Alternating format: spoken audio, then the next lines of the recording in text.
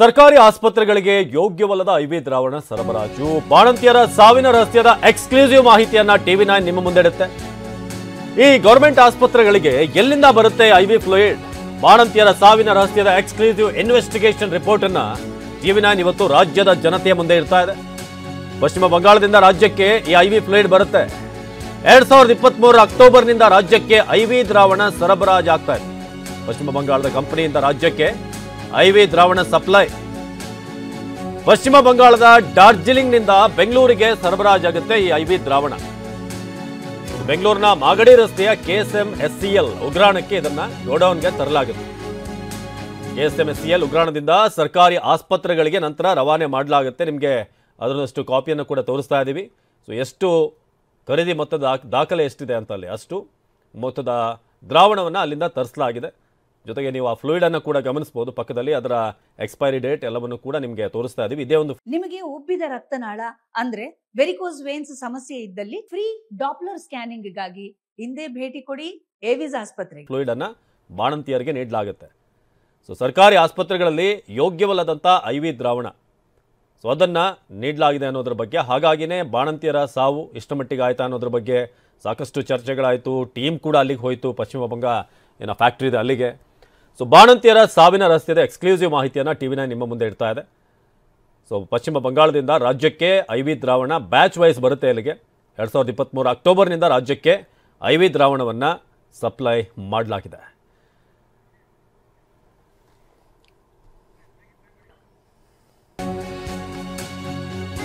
So ಐವಿ ದ್ರಾವಣ ಸರಬರಾಜು ಅಂತ ಆದಂತ 1 ವರ್ಷದ ನಂತರವೂ ಕೂಡ ಇನ್ನೂ ಏನಾದ್ರೂ ಸ್ಯಾಂಪಲ್ ಟೆಸ್ಟ್ ಆಗ್ತಾನೆ ಇದೆ. 195 ಬ್ಯಾಚ್ನಲ್ಲಿ ರಾಜ್ಯಕ್ಕೆ ಸಪ್ಲೈ ಆಗಿದ್ದಂತ ಐವಿ ದ್ರಾವಣ 1 ವರ್ಷದಲ್ಲಿ ಕೇವಲ 95 ಬ್ಯಾಚ್ ಸ್ಯಾಂಪಲ್ ಟೆಸ್ಟ್ ಆಗಿರೋದು. ಈ ಪೈಕಿ 25 ಬ್ಯಾಚ್ ಐವಿ ದ್ರಾವಣ ಬಳಕೆಗೆ ಉಪಯುಕ್ತ ಅಲ್ಲ ಅಥವಾ ಯೋಗ್ಯವಲ್ಲ.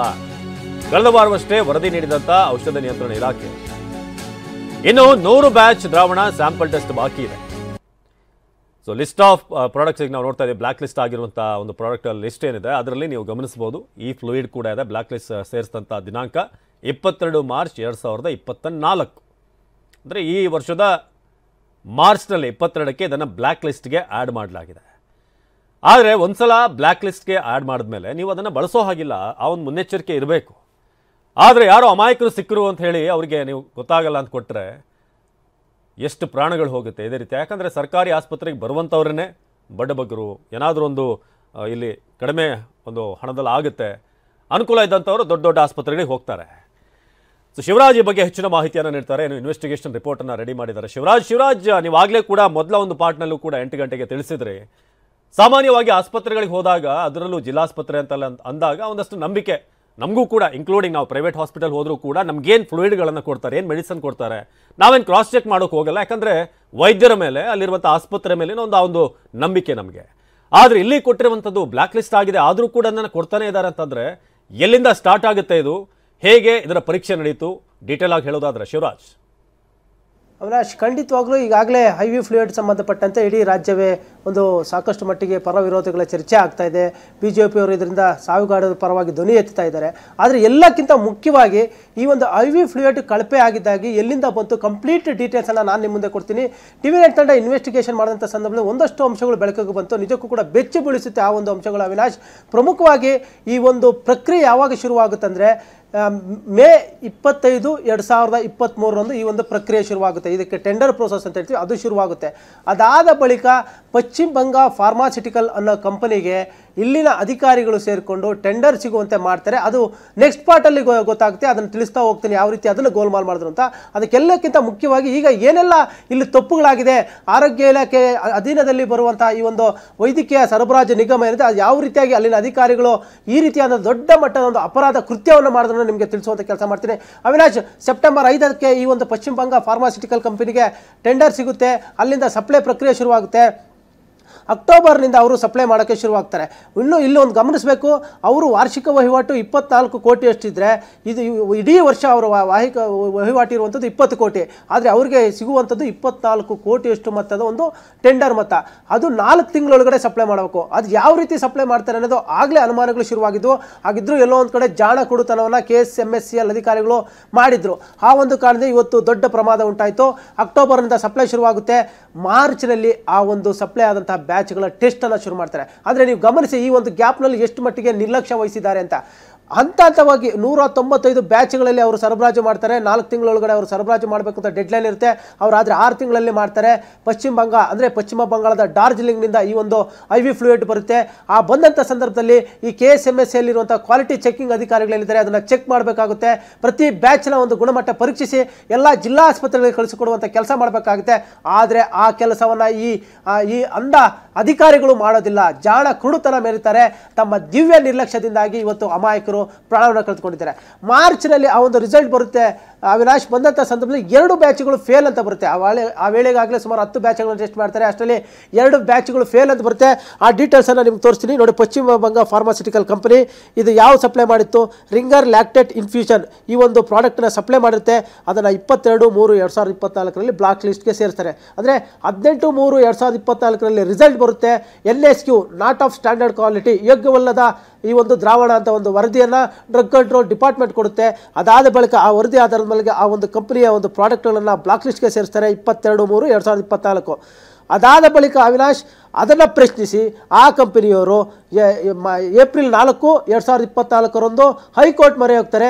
ಅಂದೇ ಅವರಿಗೆ ತಡೆಯಾಜ್ಞೆ ಕೂಡ ಸಿಗುತ್ತೆ. ಯಾಕಂದರೆ ಪಶ್ಚಿಮ ಬಂಗಾಳದ ಒಂದು ವರದಿಯನ್ನು ಸಿದ್ಧಪಡಿಸಿಕೊಂಡು ಆ ವರದಿ ಆಧಾರದ ಮೇಲೆಗೆ ಹೈಕೋರ್ಟ್ಗೆ ಹೋಗಿ ಹೈಕೋರ್ಟ್ನಲ್ಲಿ ಸ್ಟೇ ಪಡೆದುಕೊಳ್ತಾರೆ. ಸ್ಟೇ ಪಡೆದುಕೊಂಡಂಥ ಸಂದರ್ಭದಲ್ಲಿ ಈ ಆರೋಗ್ಯ ಅಧಿಕಾರಿಗಳು ಏನು ಮಾಡಬೇಕಾಗಿತ್ತು? ಇನ್ನೊಂದು ಮೇಲ್ಮನವಿಯನ್ನು ಸಲ್ಲಿಸಬೇಕಾಗಿತ್ತು. ಇದನ್ನು ಪ್ರಶ್ನಿಸಿ ಇವರು ಕಂಪನಿ ಸರಿ ಇಲ್ಲ, ಇದು ಕ್ವಾಲಿಟಿ ಸರಿ ಇಲ್ಲ ಅಂತ ಪ್ರೂವ್ ಮಾಡುವಂಥ ಕೆಲಸವನ್ನು ನಿರಂತರವಾಗಿ ಮಾಡಬೇಕಾಗಿತ್ತು. ಆದರೆ ಅಲ್ಲೇ ಇವರು ದೊಡ್ಡ ಮಟ್ಟದ ಪ್ರಮಾದ ಮಾಡಿದ್ದು ಅವಿನಾಶ್. ಆ ಒಂದು ಸಂದರ್ಭದಲ್ಲಿ ಜಾಣ ಕುರುಡುತನವನ್ನು ತೋರಿಸ್ತಾರೆ. ಯಾರಿದಕ್ಕೆಲ್ಲ ಕಾರಣ? ಅಲ್ಲಿ ಯಾರೆಲ್ಲ ಅಧಿಕಾರಿಗಳಿದ್ರು ಅದನ್ನು ಕೂಡ ನಾವು ನೋಡಬೇಕಾಗುತ್ತೆ. ಅದನ್ನು ಕೂಡ ಆರೋಗ್ಯ ಇಲಾಖೆ ತನಿಖೆ ಮಾಡಬೇಕು. ಸಚಿವರು ಕೂಡ ಇದನ್ನು ಗಮನದಲ್ಲಿ ಇಟ್ಕೊಂಡು ತನಿಖೆ ಮಾಡಬೇಕು. ಯಾರೆಲ್ಲ ತಪ್ಪನ್ನು ಮಾಡಿದರೆ ಅವ್ರ ಮೇಲೆ ಕ್ರಮ ಜರುಗಿಸಬೇಕು. ಅದು ಮುಂದಿನ ದಿನಗಳಲ್ಲಿ ಆಗಲೇಬೇಕಾಗುತ್ತೆ. ಅದಕ್ಕೆಲ್ಲಕ್ಕಿಂತ ಮುಖ್ಯವಾಗಿ ಮಾರ್ಚ್ನಲ್ಲಿ ತಡೆಯಾಜ್ಞೆ ಸಿಕ್ಕಿದ ತಕ್ಷಣ ಮತ್ತೆ ಎಲ್ಲ ಬ್ಯಾಚ್ಗಳನ್ನು ಎಲ್ಲ ಜಿಲ್ಲಾ ಆಸ್ಪತ್ರೆಗಳಿಗೆ ಸಪ್ಲೈ ಮಾಡುವಂಥ ಕೆಲಸ ಮಾಡ್ತಾರೆ. ಅಲ್ಲಿಗೆ ನೀವು ಗಮನಿಸಿ ಎಷ್ಟು ನಿರ್ಲಕ್ಷ್ಯ ಇದ್ದಾರೆ ಅಂತ. ಆ ಒಂದು ಸಂದರ್ಭದಲ್ಲಾದರೂ ಕೂಡ ಆ ಒಂದು ಪ್ರಾಡಕ್ಟ್ಸ್ ಏನು ಬಂದಿತ್ತು ಆ ಒಂದು ಪ್ರಾಡಕ್ಟ್ನ 195 ಬ್ಯಾಚ್ಗಳ ಸ್ಯಾಂಪಲ್ನ ಇಮಿಡಿಯೇಟ್ ಕಲೆಕ್ಟ್ ಮಾಡಿಕೊಂಡು ಡ್ರಗ್ ಕಂಟ್ರೋಲ್ ಡಿಪಾರ್ಟ್ಮೆಂಟ್ಗೆ ಕಳಿಸಿ ಅಲ್ಲಿ ಟೆಸ್ಟ್ ಮಾಡುವಂಥ ಕೆಲಸ ಮಾಡಬೇಕಾಗುತ್ತೆ. ಇಲ್ಲಾಂದರೆ ಅದೇ KSMSCL ಕೂಡ ಒಂದು ಕ್ವಾಲಿಟಿ ಚೆಕಿಂಗ್ ಒಂದು ಲ್ಯಾಬ್ ಇದೆ, ಆ ಲ್ಯಾಬ್ನಲ್ಲಿ ಮಾಡಬೇಕಾಗಿತ್ತು. ಬಲ್ಲ ಮೂಲಗಳ ಪ್ರಕಾರ ಆ ಒಂದು ಲ್ಯಾಬ್ನಲ್ಲಿ ಈಗಾಗಲೇ ಆ ಮಿಷಿನ್ ಕೆಟ್ಟು ನಿಂತು 8 ತಿಂಗಳಾಗಿದೆ, ಹೀಗಾಗಿ ಮಾಡಿಲ್ಲ ಅನ್ನೋ ಮಾಹಿತಿಗಳು ಕೂಡ ಬರ್ತಾ ಇವೆ. ಇದೆಲ್ಲದಕ್ಕೂ ತಪ್ಪು ಪ್ರಮಾಣದ ಆರೋಗ್ಯ ಇಲಾಖೆ ಅಧೀನದಲ್ಲಿ ಬರುವಂಥ ಈ ಒಂದು KSMSCL ಅಧಿಕಾರಿಗಳು ಇದು ಮಾಗಡಿ ರಸ್ತೆಯಲ್ಲಿರುವಂಥದ್ದು. ಅವರ ಕೆಲಸ ಏನಪ್ಪ ಅಂದರೆ ಮೆಡಿಸನ್ನ ಖರೀದಿ ಮಾಡುವುದು ಜೊತೆಗೆ ಕ್ವಾಲಿಟಿ ಚೆಕ್ ಮಾಡೋದು, ಅಲ್ಲಿಂದ ಎಲ್ಲ ಜಿಲ್ಲಾ ಆಸ್ಪತ್ರೆಗೆ ಕಳಿಸೋದು.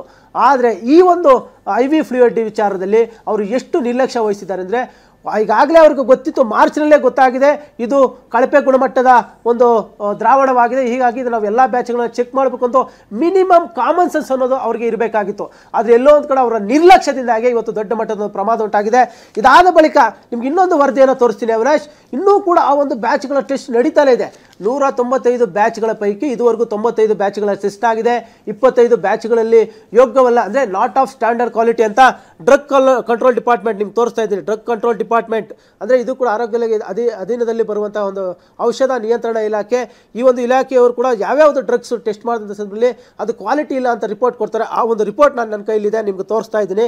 ಲಿಸ್ಟ್ ಆಫ್ NSQ ಕೇಸಸ್, ಅದರಲ್ಲಿ ಈ ಒಂದು ನೋಡಿ ಪಶ್ಚಿಮ ಬಂಗ ಫಾರ್ಮಾಸ್ಯೂಟಿಕಲ್ಸ್ ಕಂಪನಿ ಏನಿದೆ ಅದರದ್ದು ಕೂಡ ಡಿಸೆಂಬರ್ 2023 ಅಂದರೆ ಕಳೆದ ವರ್ಷದ ಒಂದು ಸ್ಯಾಂಪಲ್ ರಿಸಲ್ಟ್ ಮೊನ್ನೆ ಅಷ್ಟೇ 9/12/2024ರಲ್ಲಿ ಬಂದಿದೆ. ಅಂದರೆ ನೀವು ಯೋಚನೆ ಮಾಡಿ, 1 ವರ್ಷ ಹಿಂದೆ ಸಪ್ಲೈ ಆದಂಥ ಒಂದು ಬ್ಯಾಚ್ನ ರಿಸಲ್ಟ್ ಕಳೆದ 10 ದಿನಗಳ ಹಿಂದಷ್ಟೇ ಬರ್ತಿದೆ. ಅಂದರೆ ಇನ್ನು ಎಷ್ಟರ ಮಟ್ಟಿಗೆ ಅವರು ನಿರ್ಲಕ್ಷ್ಯ ವಹಿಸ್ತಾ ಇದ್ದಾರೆ. ಈಗಾಗಲೇ ಸಪ್ಲೈ ಮಾಡಿದ್ದಾರೆ, ಸಾವನ್ನಪ್ಪಿದ್ದಾರೆ, ಆದರೂ ಕೂಡ ಅದರ ಟೆಸ್ಟಿಂಗ್ ಆಗಿಲ್ಲ. ಇನ್ನೂ 100 ಬ್ಯಾಚ್ಗಳ ಟೆಸ್ಟ್ ಬರಬೇಕು. ಅಂದರೆ ನಾವು ಇಲ್ಲಿ ಗಮನಿಸಬೇಕಾಗಿರೋದು, ಯಾವುದೇ ಒಂದು ಪೂರೈಕೆ ಆದಂಥ ಸಂದರ್ಭದಲ್ಲಿ ಕಡ್ಡಾಯವಾಗಿ ಪ್ರತಿ ಆ ಒಂದು ಬ್ಯಾಚ್ನ ಟೆಸ್ಟ್ ಸ್ಯಾಂಪಲ್ ಕಲೆಕ್ಟ್ ಮಾಡಿ ಇಮಿಡಿಯೇಟ್ ಅದನ್ನು ಟೆಸ್ಟ್ ಮಾಡಬೇಕು. ಇದು ಬಳಸೋಕೆ ಯೋಗ್ಯನಾ ಇಲ್ವಾ ಎಲ್ಲವನ್ನು ಟೆಸ್ಟ್ ಮಾಡಿ ಅದಾದ ಬಳಿಕ ಜಿಲ್ಲಾ ಆಸ್ಪತ್ರೆಗಳಿಗೆ ಕಳಿಸ್ಕೊಡ್ಬೇಕು. ಎಲ್ಲೋ ಒಂದು ಕಡೆ ಇವರು ಅದನ್ನು ಮಾಡದೆ ಈ ಒಂದು ನಿರ್ಲಕ್ಷ್ಯ ವಹಿಸಿದ್ದೆ ಇಷ್ಟೆಲ್ಲ ಪ್ರಮಾದಗಳಿಗೆ ಕಾರಣವಾಗಿರುವಂಥದ್ದು ಅವಿನಾಶ್. ಶಿವರಾಜ್ ಹಾಗೆ ಸಂಪರ್ಕದಲ್ಲಿ